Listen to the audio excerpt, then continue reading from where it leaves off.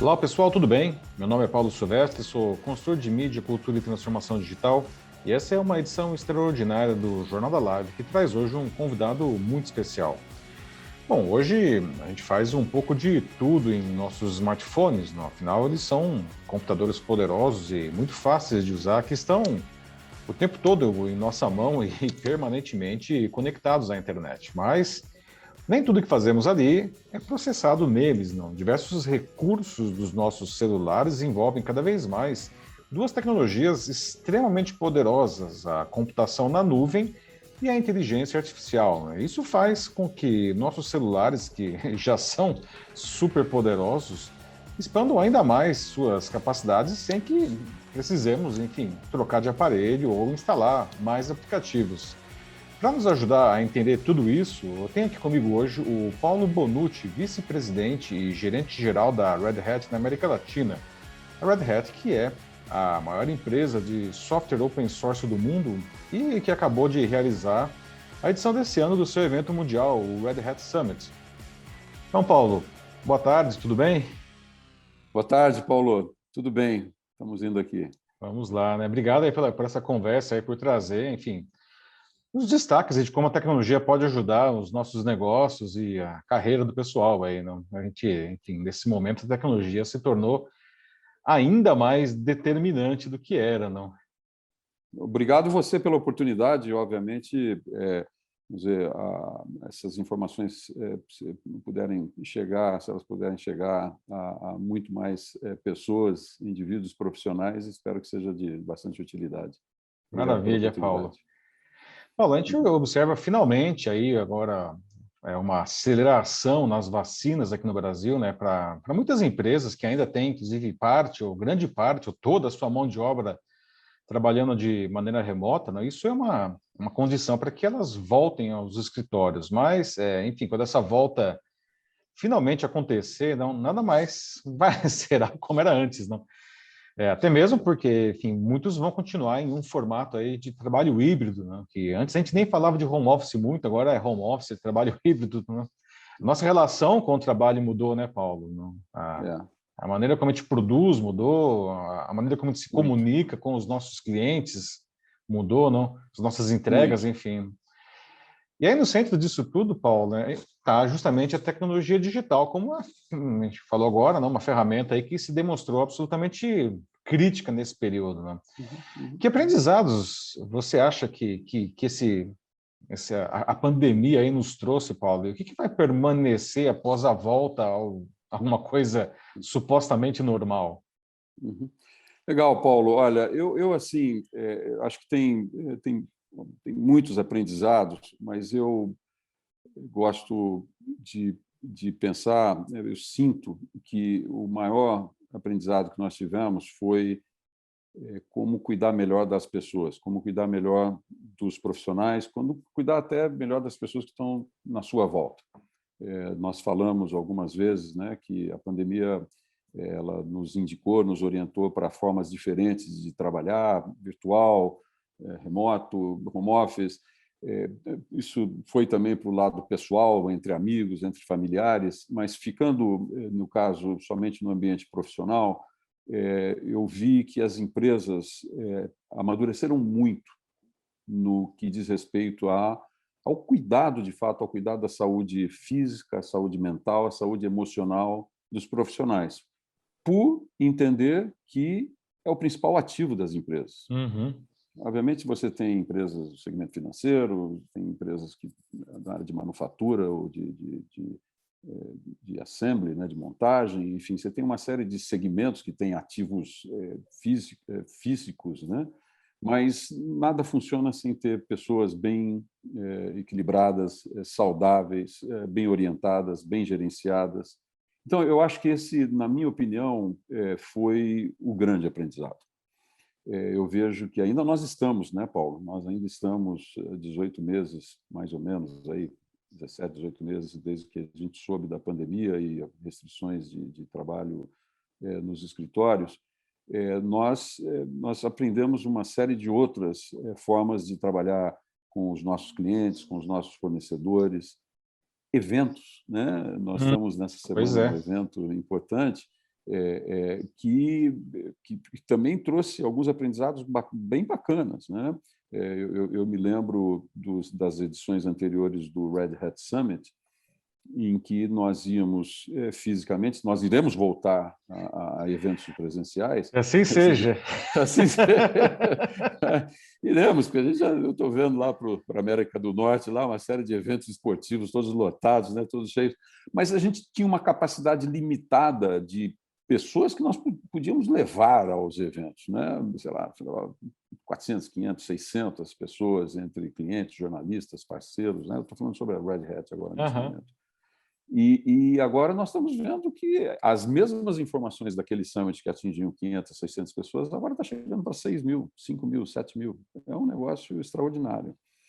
O próprio público verdade, cresceu muito, né, Paulo? O cresceu público muito. Que antes era 15 mil, agora tem, sei lá, 90 mil. 50, foi para cima de 50, já desde o começo, exatamente. E por isso, democratizou mais, abriu mais, possibilitou mais. É um pouquinho mais desafiador você atrair a atenção e manter o nível de participação em eventos de duração longa, mas se fizer uma boa agenda, se a pessoa, o participante fizer uma boa agenda, sai um excelente evento.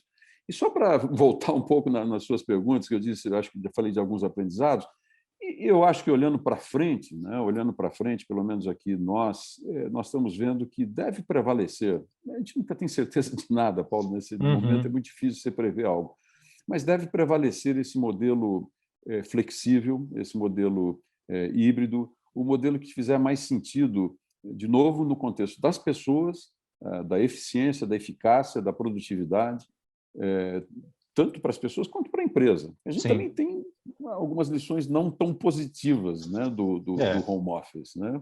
Eu tenho escutado muito recentemente, não na minha empresa, não na nossa empresa, mas tenho escutado muita reclamação vamos dizer, de uma queda na produtividade agora nesses últimos meses, especialmente de fevereiro, março para cá, de alguns setores. Mas, enfim, deixa eu só pausar um pouco aqui.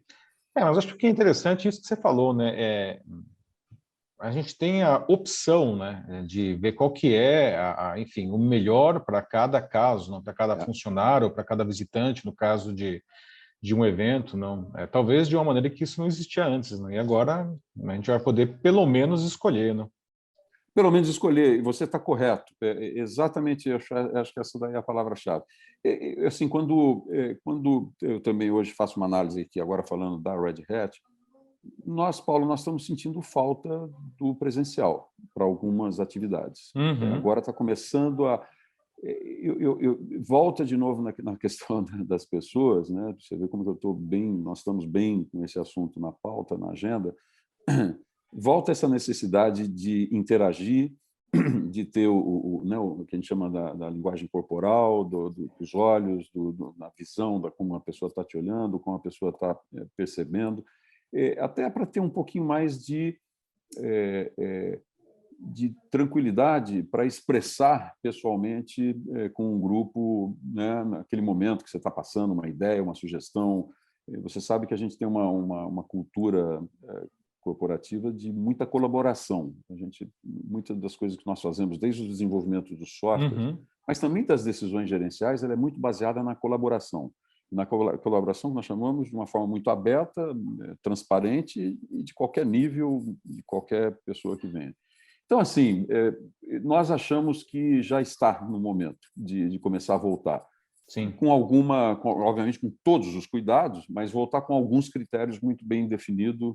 Os cuidados têm que ser prioridade número 1 para que não haja qualquer problema de saúde nas pessoas, na nossa equipe, nas famílias dos nossos associados, né? Mas estamos sentindo isso, Paulo. Ótimo.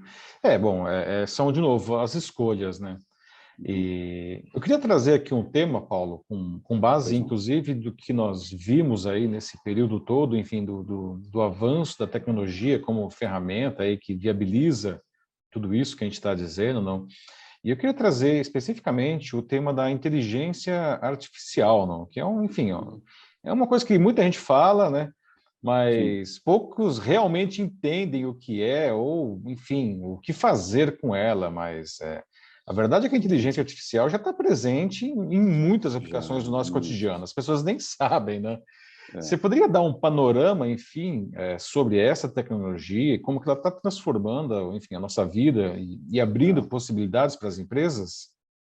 Olha, Paulo, há uma gama de aplicações já existentes com base na utilização de inteligência artificial, especialmente no que diz respeito à tomada de decisões, né? Quando você precisa, você está no setor de saúde, um segmento, enfim, financeiro, vamos dizer, as plataformas que possibilitam decisões através de inteligência artificial estão muito robustas, porque hoje você tem essas, e aí sim, agora entra um pouco da tecnologia, que permitiu muito mais capacidade de integração, de busca e de processamento de todos esses dados para transformar em informações, através de mecanismos de inteligência artificial, né, de algoritmos e aplicações, aplicativos específicos para isso. Então, a tecnologia fez um salto gigantesco já, de alguns anos para cá, eu diria de 6 anos para cá, e isso está evoluindo e vai continuar evoluindo cada vez mais para cada vez mais setores. Começou muito restrito em alguns segmentos de negócios, e agora a gente vê isso expandindo para uma série de outros setores. E tem que colocar nessa equação da inteligência artificial essa questão da computação que nós chamamos edge, né? A computação lá na ponta, né? A computação, sei lá, na tradução livre, Uhum. né? Ocorrendo num device, ou ocorrendo em um automóvel, ou ocorrendo em alguma coisa que seja No smartphone mesmo, né? um smartphone, exato, é um equipamento. Isso vai transformar as nossas vidas. Aqueles pontos de mudança, né, da ordem. E esse vai ser outro, porque à medida em que você consegue unir né, esse poder eu vou chamar de computação em pequenos devices ou devices remotos, isso vai possibilitar uma infinidade de serviços, né? Serviços médicos, serviços né, financeiros, serviços de telecomunicações, serviços de governo. Imaginar todos essas coisas que nós dependemos de governo, né, de certidões, enfim, uma série de coisas, né, que nós precisamos, isso vai transformar. Até aplicações mais sofisticadas, obviamente, o automóvel autônomo e tantas outras aplicações também que vão à área de entretenimento, que também vai subir, vai crescer muito.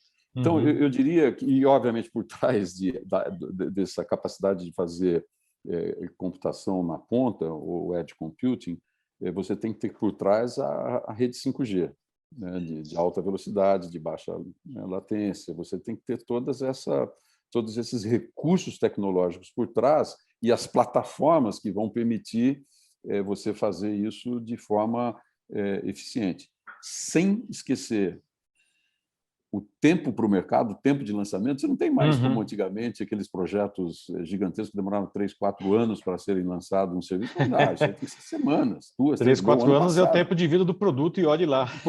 Se tanto, se tanto. E custo que nunca sai da pauta, né, Paulo? E custos que sempre, seja uma empresa pequeno, médio, grande porte, tudo você tem que ter o custo-benefício para você fazer esse serviço, apresentar esse serviço ou lançar, eu gostaria de falar essa palavra, de Uhum. lançar esse serviço, esse produto para o mercado. Por outro lado, é muito bom ver que, enfim, a questão do custo, não, mesmo tecnologias que, sei lá, 15 anos eram praticamente ficção científica, hoje elas estão aí bastante acessíveis, não mesmo a Exato. empresas pequenas, né? Exatamente isso, Paulo. De novo, aí, tecnologia entrando como uma forma de democratizar o acesso a recursos tecnológicos e assim por diante. E aí entra a conversa da nuvem, certo? A gente fala Exato. Eu ia o dia chegar lá, todo, mas né? já que você já. Vamos lá. Não, não, tudo bem, eu espero Não, é chegar que lá. não, mas é Mas porque eu acho que é tudo elas, integrado, né? Não tem tudo mais como integrado. segregar uma coisa da outra, não. Porque pensa da seguinte maneira, se colocar 10 anos atrás, 15 anos atrás, eu e vocês, vamos montar uma empresa de comunicação, seja o que for, a gente precisaria comprar o computador, Precisaremos comprar a licença do software, precisaremos contratar uma, duas, três, não sei quantas pessoas, contratar o treinamento dessas pessoas, contratar uma consultoria para fazer o desenvolvimento. Quer dizer, você agrega uma série de custos que eles continuam existindo. Esses custos continuam existindo, com tecnologias mais avançadas, só que os custos compartilhados. Porque tem muito mais distribuídos. Compartilhados não, distribuídos. Uhum. Porque você tem muito mais gente acessando essa mesma plataforma, vamos chamar assim. Essa é a nuvem pública. A nuvem pública nada mais é do que isso, mas, enfim, aqui... E hoje, aí na pandemia, não, eu acho que todo mundo foi impactado também, não, por a questão de alguma coisa na nuvem, não, muitas coisas na nuvem. O fato de trabalhar em casa, não, quem fez home office aí já sentiu na pele aí o que é isso, não? Claro, né? E, né, esses meios que nós utilizamos aqui de comunicação explodiram, né? E continuarão assim, né? Agora nós vamos ver integração de serviços nessas plataformas aqui, mas esse foi o grande evento, né? Paulo, imagina quantas coisas ocorreram literalmente da noite para o dia, não estou exagerando, da noite para o dia, que você teve que cancelar algum evento, alguma participação e transformar aquele mesmo evento, aquela mesma reunião em virtual digital, lá em março do ano passado.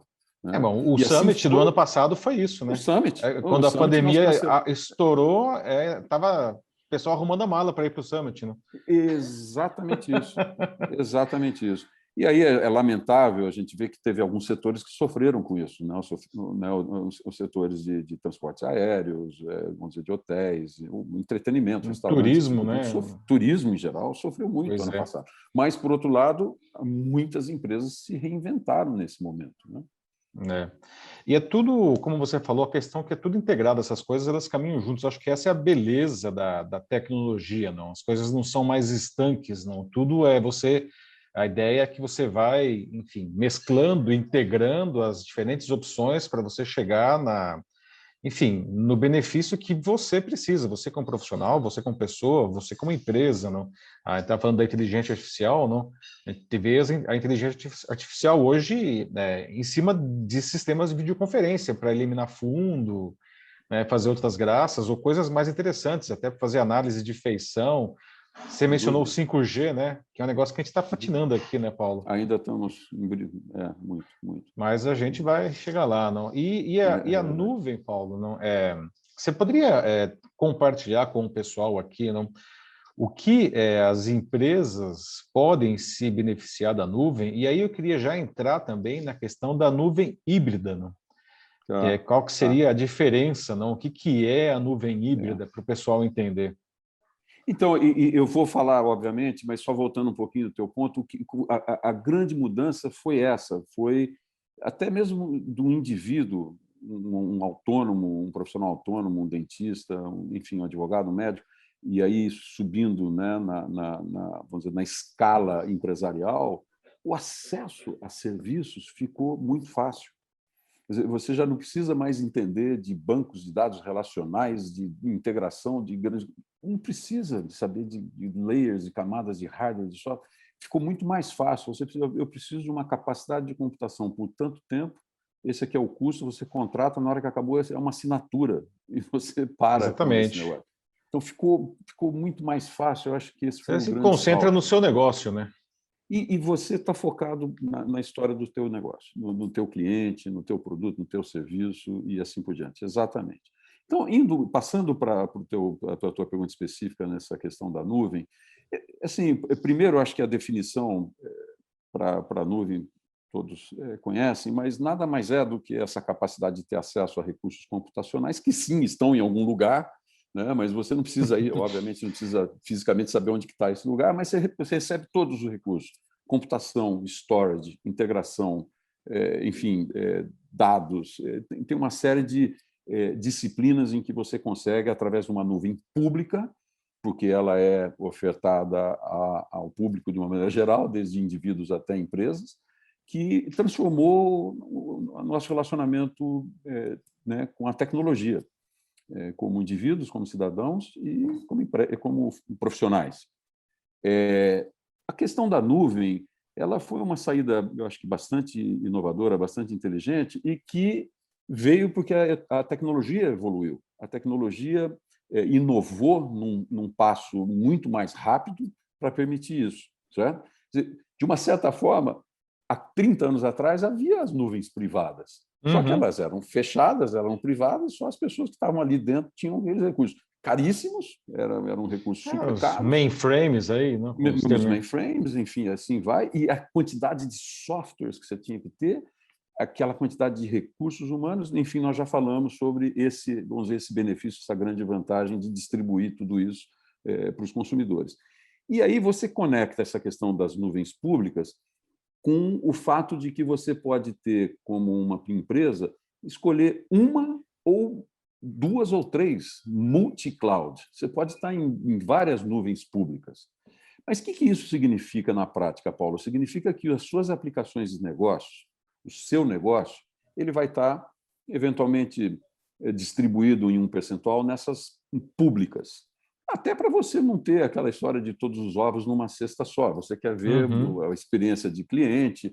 São grandes empresas, super maduras, super sólidas, assim, são parceiros nossos. É admirável de ver o trabalho que essas nuvens públicas fazem.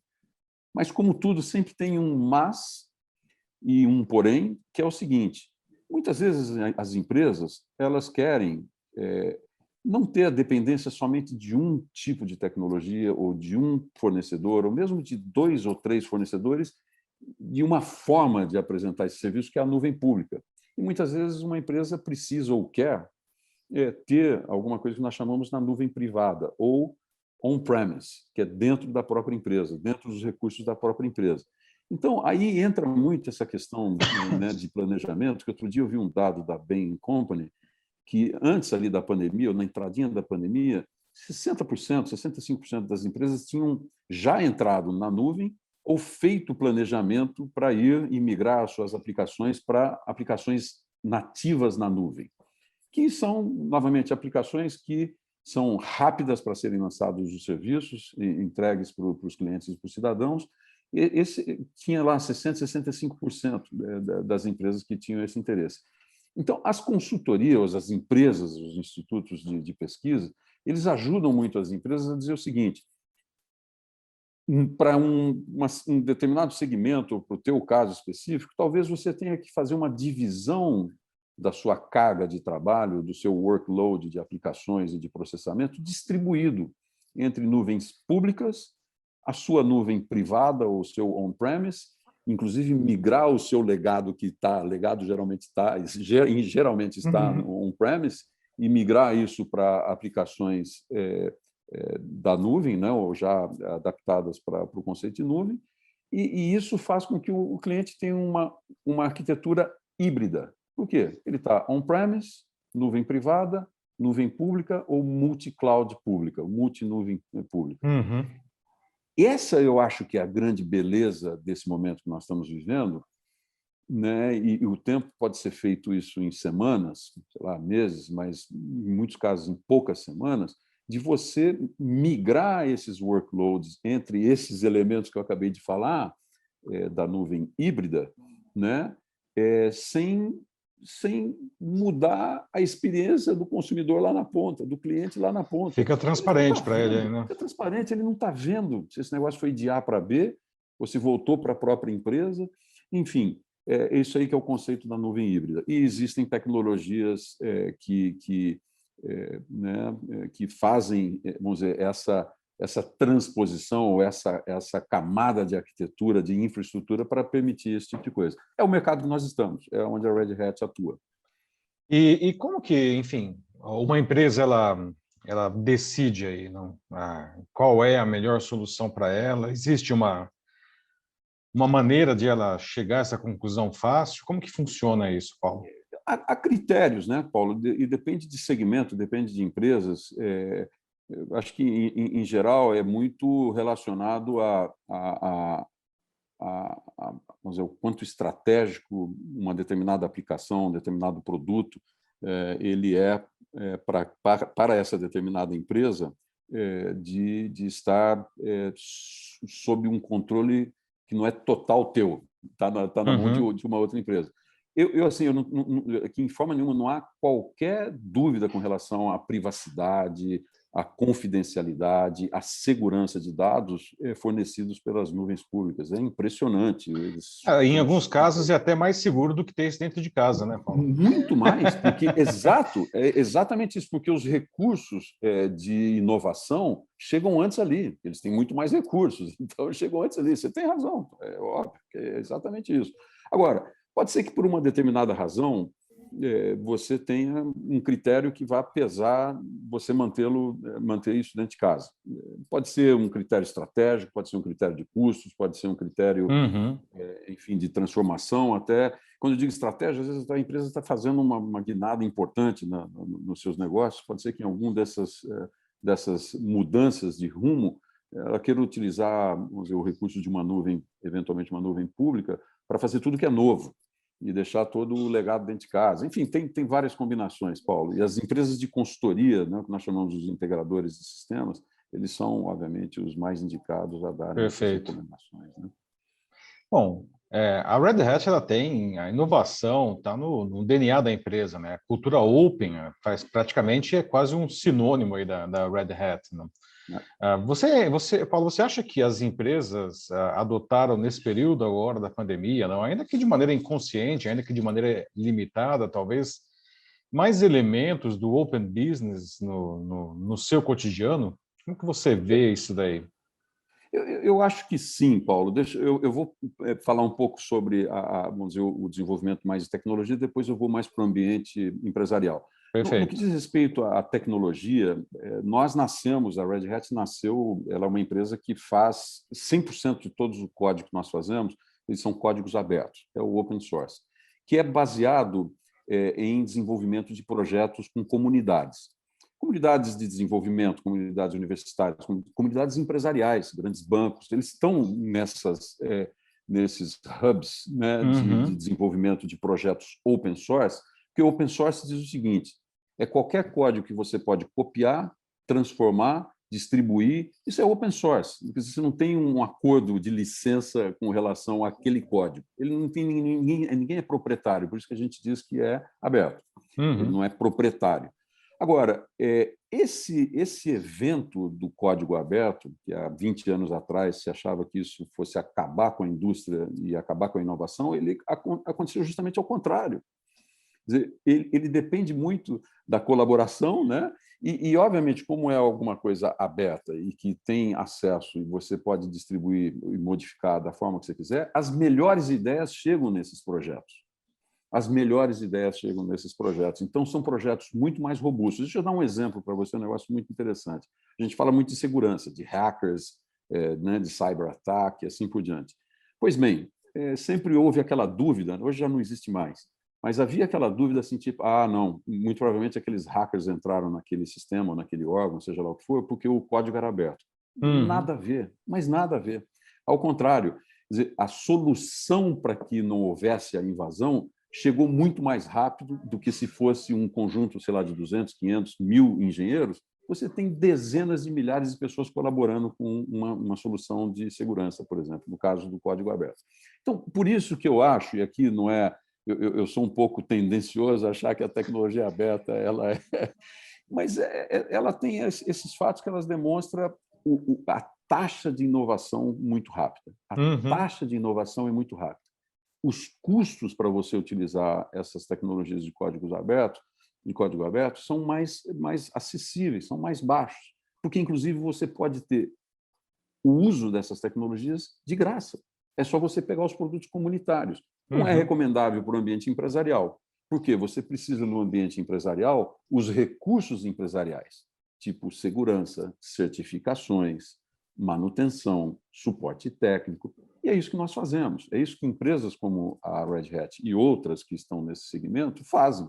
Elas certificam, dão estabilidade e dão segurança para as empresas utilizarem esses softwares de código aberto. Bom, dito isso, nós aprendemos muito, né, num modelo de desenvolvimento de software do tipo aberto, de código aberto, que a colaboração faz a diferença. A colaboração acelera e inova da melhor forma possível.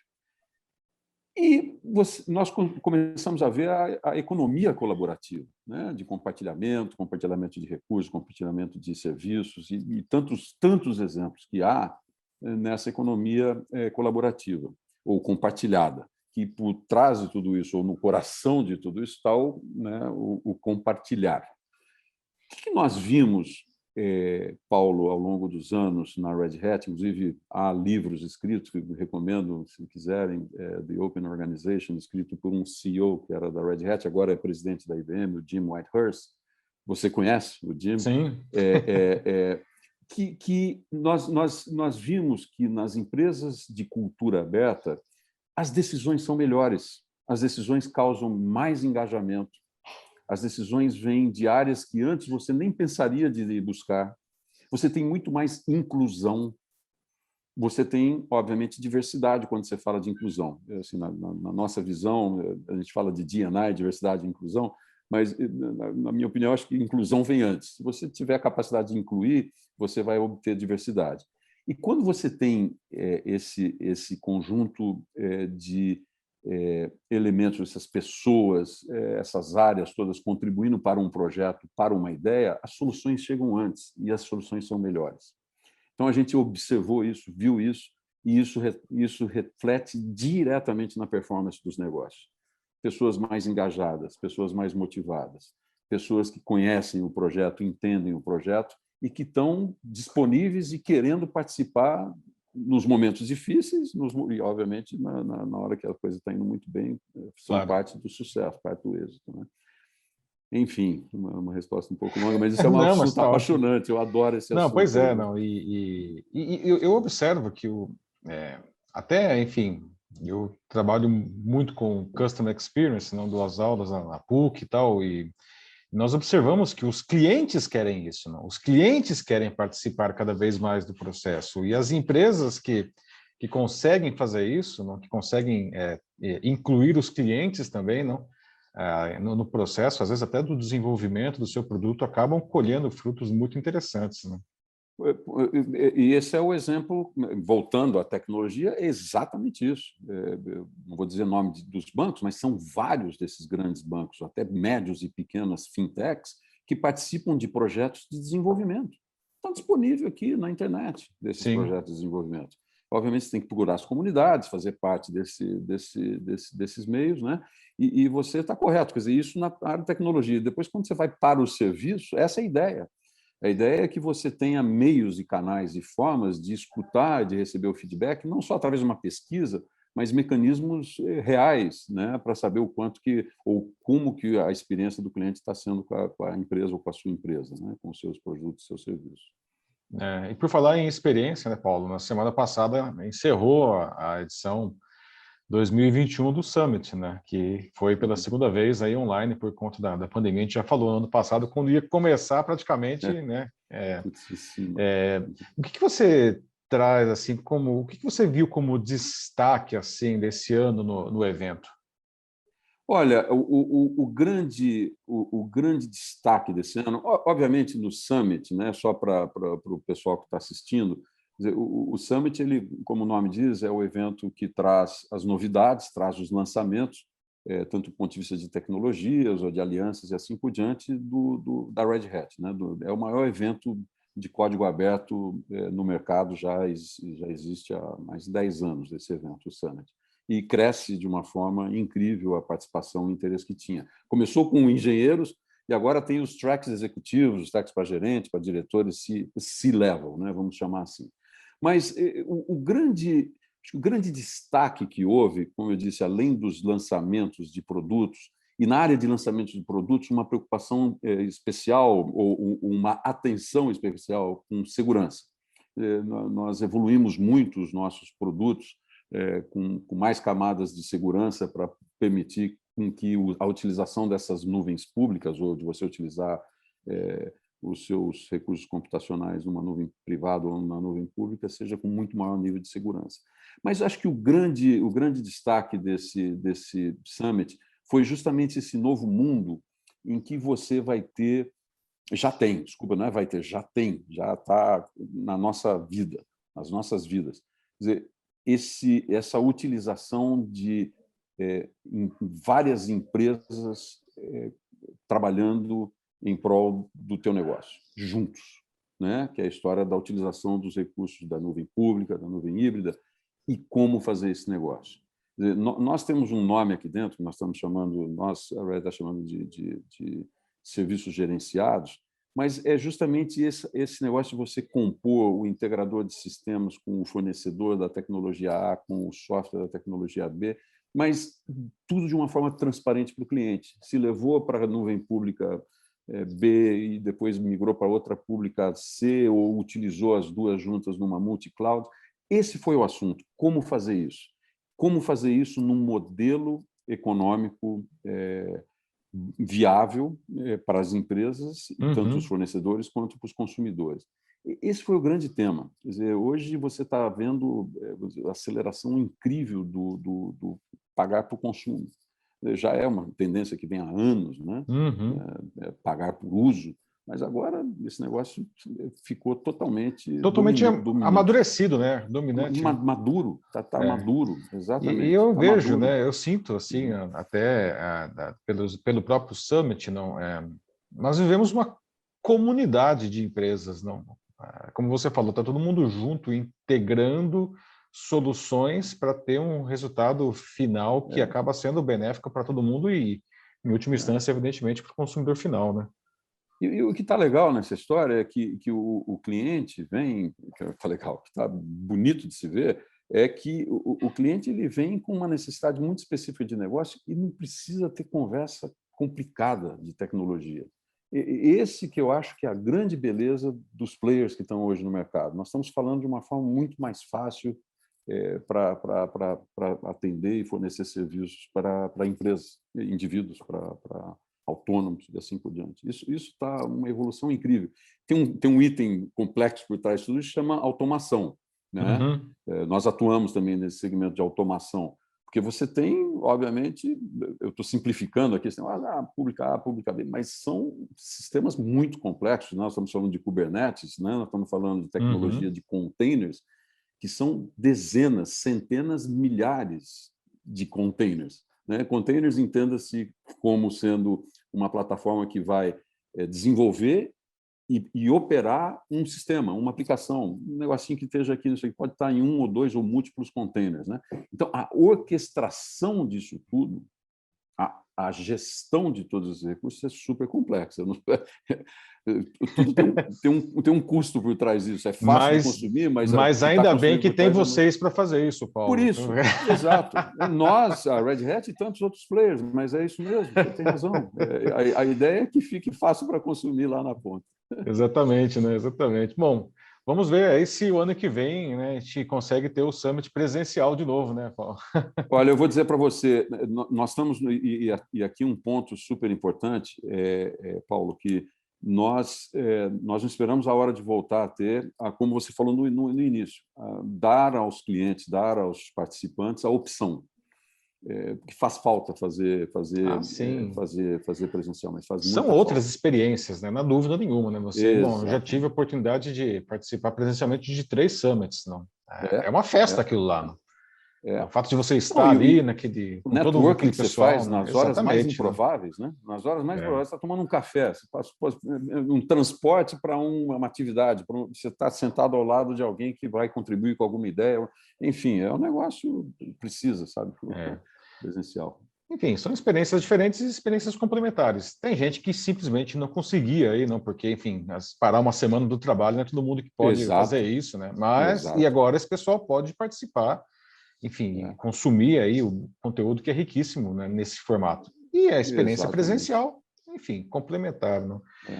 E tem só desculpa, se você me permite uma coisa. Sim, claro. É muito interessante, que participação de eventos, né, ou da Red Hat ao Summit, você tinha, obviamente, empresas que falam assim, não, nós pagamos, a Red Hat tem algumas promoções para dar desconto para os participantes participarem, mas algumas empresas falam, não, eu quero pagar tudo, tem que pagar avião, inscrição, hotel, refeições, porque faz parte da governança dessas empresas, né?